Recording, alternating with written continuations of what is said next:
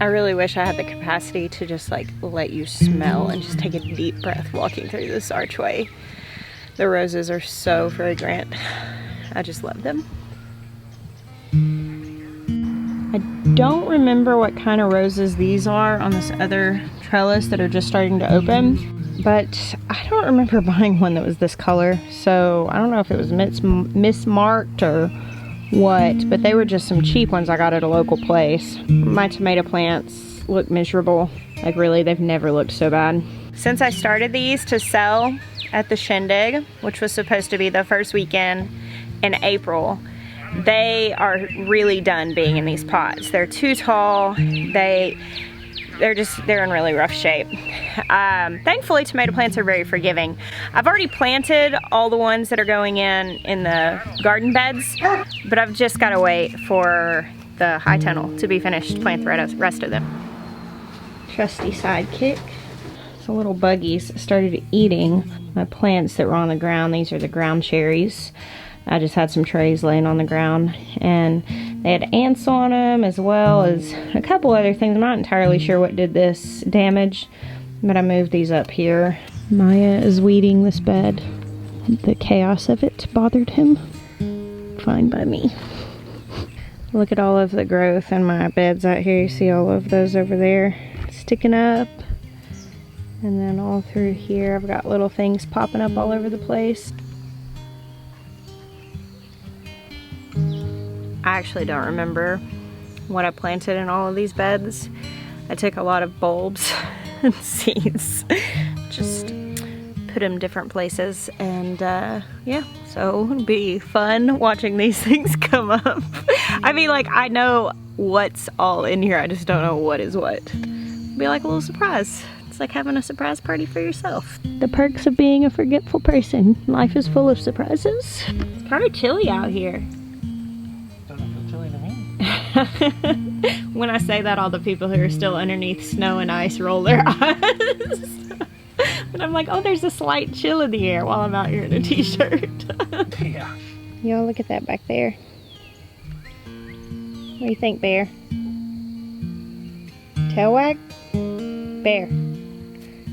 Yeah.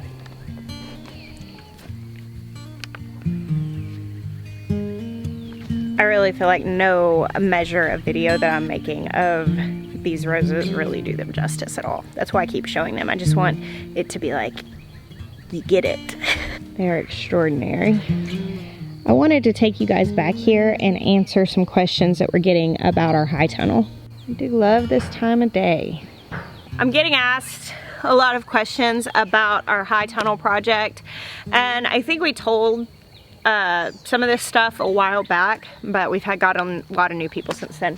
So this is a high tunnel from Grower Solutions, and it's the high sidewall model. It is 60 by 24, which is a really good sized high tunnel, especially for a backyard. Our weather here in central Arkansas, zone 7B, is we have really very warm summers, hot summers.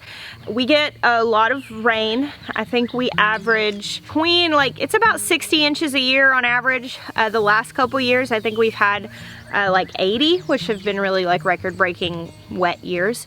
And during the winter, sometimes we have real mild winters. The last 2 winters have been very mild. We haven't had just a whole lot of like winter precipitation or anything like that. But it does freeze here.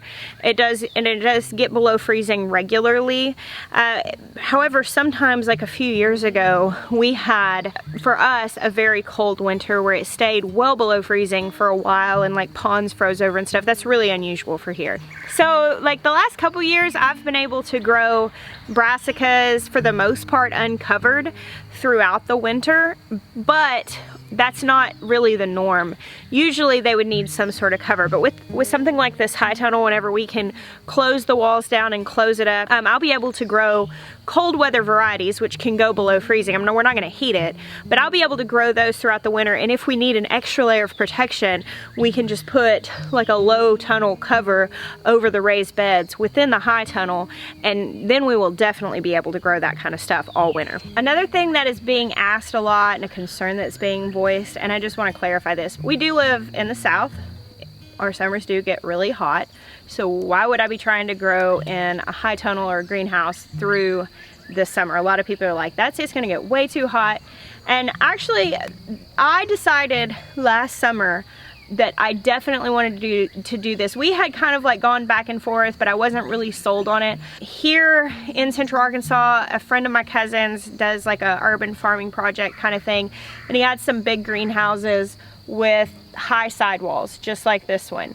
And I went to visit my cousin, and he took me over to see this garden, and it was like end of August into September, and they still had big, beautiful, healthy tomato plants growing all throughout this high tunnel. And the reason why they still looked so great is because we do get so much rain.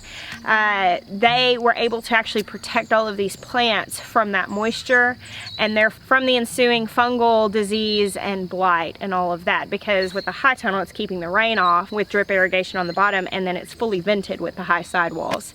And I thought, this is what I want. I want to be able to grow like this in a more controlled environment. Now, we do have this specific high sidewall model. We also have shade cloth to put over the top of it. And I think it's going to be really awesome. I'm really excited about having a little more control over the circumstances of what we're growing. One more question I'm getting a lot is, what did you put on the ground, Mike? So can you tell everybody what that is?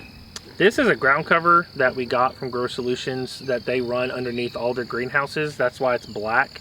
You know, it's very similar to what we ran in our mounded garden, which is right there. Wouldn't want to mound this on top of your garden because of the amount of heat it would attract. Well, people do, but we wouldn't want to because how hot it is. We've done the black stuff. If you're wanting to attract heat, then I guess that would make sense. But for us, it's like that would just burn. It would be so hot. Yeah.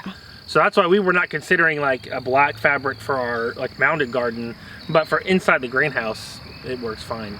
It's actually like a water permeable thing, and it's got the markings on it. So this is what you would use on your garden if you were gonna grow in it. And a lot of people do use the black, and we've actually used something similar to this before, but I chose white for the garden out here that we were gonna be planting in because the black does attract so much heat, which would be a benefit in some places. The benefit of this fabric, and the white is the same kind of stuff, is that it is water permeable. So like you can put it over your garden, and then if it rains, it's not gonna keep it from the plants. And then of course, in this situation, we wanted something water permeable on the floor. So like when we're running irrigation or something in here, it's not gonna pool up inside the high tunnel. It's gonna flow through this fabric and then out of here. I actually got some really good feedback from viewers and have changed what I wanna do with our panels because I thought it was a really good idea. Okay. For any of you that'll ever get an opportunity to garden with Jess, just know this: nothing is set in stone until it's in stone. People are like, what are you planting? I'm like, we'll see. We've planned and replanned and replanned the trellis walls inside this greenhouse from the moment we laid the fabric down. It's changed about 10 times, and that's fine. We haven't done any of the actual work. Hey, I don't usually change things once they're in, though. Usually don't. Except that one time that I didn't listen to what you said and started digging the holes for the window greenhouse in the wrong spot. But I didn't change. That was my fault. I was expressing the other day how I wasn't quite sure how I wanted to configure my trellises in here. And like, I just love the fact that I can run my ideas by this wonderful, beautiful hive mind. And you guys point out such obvious stuff to me sometimes. Like, we are so much better together. And I'm serious. Like, I was thinking about it earlier. I was like, I wonder if I would be nearly as successful with gardening if I hadn't done YouTube, because so much of what I learn from you guys. And you know, I do things wrong, I get things wrong, and I mean, I totally love getting to learn new ways of doing anything. The amount that I've grown in gardening just since sharing from you and getting feedback, it's huge. So the thing that we're going to do now, I think, is we're actually going to run in these middle beds. There are these 4 beds here in the middle. I think they're what, 28 feet and 20, what are they? The first one's 21. So these 2 are 21 feet. Second one's 28. And then those 2 are 28 feet. What we're gonna do is run 4-foot beds. There will be 2 rows essentially with 2 walls of cattle panels. And I'm gonna do all the tomatoes that are gonna be in the high tunnel in these 4 beds. And each bed is gonna have 2 rows of tomatoes. And then that leaves the 60-foot beds on the outside. I won't put any trellises in those. I won't do any walls in those. And I'll plant things that are a little lower. I know I'm doing some ground cherries out here. I'm doing a lot of my peppers that I'm gonna do for drying out here. Eggplants. I'm gonna do some flowers, possibly some squash, just several different things out here, but it'll all be kind of low profile stuff so that the air can get in over those. And then the tomatoes will be in the inside, which will be the driest area because they'll be right there. And then they'll also have the maximum amount of height in the greenhouse to grow up. One more thing that we're gonna talk about a little bit in this video is we wanna say thank you. Today, hasn't happened yet, but we're like right on the brink of it as of shooting this video. By tomorrow when you see this, it should have happened at that point or some point tomorrow. We are right on the brink of rolling over 300,000 subscribers, which is just huge. And we just want to say thank you. We shared on our live video Sunday night. We kind of like got on the topic of this in like the last 30 minutes of that video.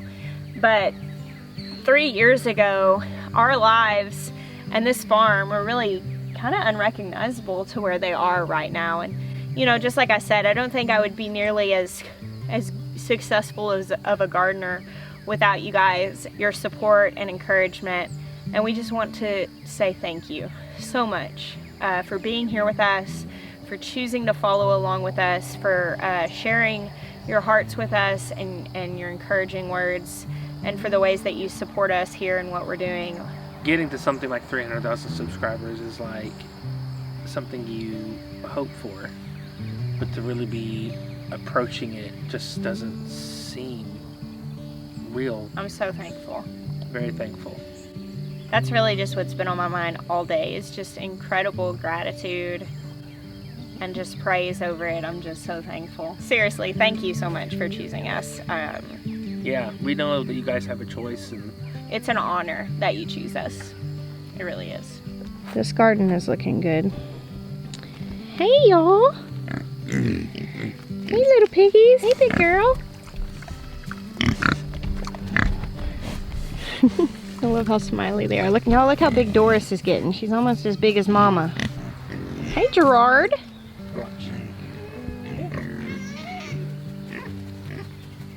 Oh, so good. So good, huh, Gerard? Oh, he's filthy. Like the cloud of dirt. Man, Fanny's sure gotten huge. she's really bulked up since. Yeah. Well, she was the first one to have the baby, so yeah. She's had more time to.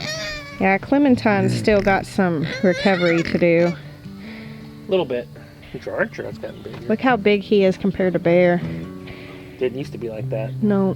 The ladies are still separate from Gerard. They just have this little fence that's separating them. But we don't want them farrowing, having their babies in the middle of the summer, in the heat of the summer. We don't want to put any added stress on them, so we aim for farrowing to happen in the late fall or the early spring. So we will reunite them with Gerard here in a couple of months to aim for that fall farrowing.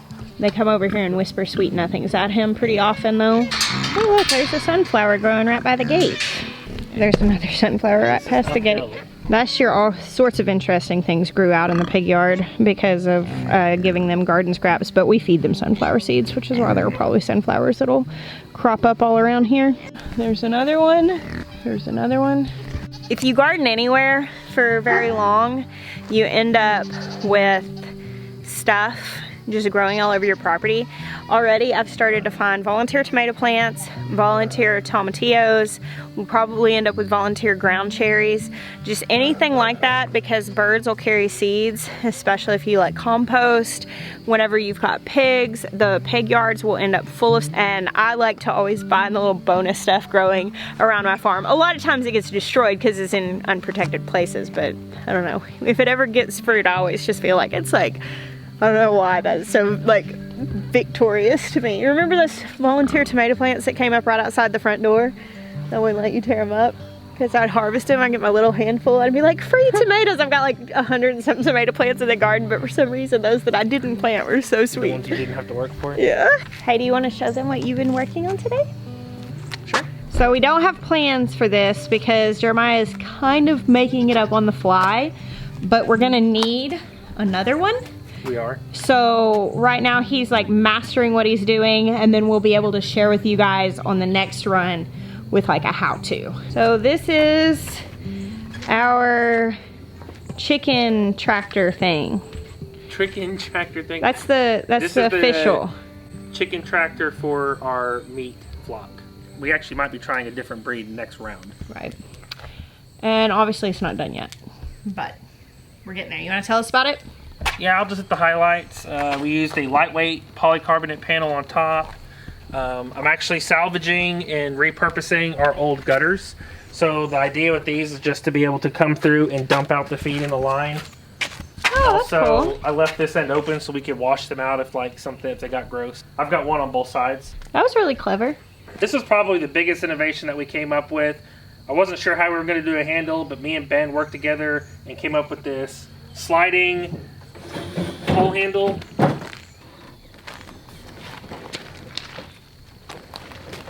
And then get it out of the way and it slides back in. I thought that was pretty cool. Very cool.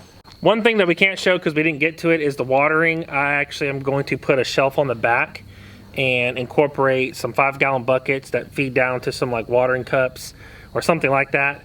That way whenever I move the coop, the food moves with it, the water moves with it. Like I don't have to pick up bowls and really, like I literally just move the coop and everything goes with it. That was the plan. This is just for meat birds. So the design of this, it's actually completely open on the sides because this will always have an electric fence around it, and it's designed so that it can move from place to place, and so the chickens never exhaust the grass. They're just adding to the soil, and the electric fence from Gallagher is movable and has a movable charger. So literally you just pick that up and roll it like you saw, everything combined, and you move the fence along with it. And so that's the plan. And this had to come now, pausing the high tunnel for the day because the chickens, I probably could keep them in the brooder for a few more days, maybe a week at max. They'll grow faster if we go ahead and put them out on the grass. Yes. Yeah. This is a pretty cool design. You did a good job, sweet Maya. Thanks. This is the busiest time of year for anybody who has like a homestead or a hobby farm or whatever.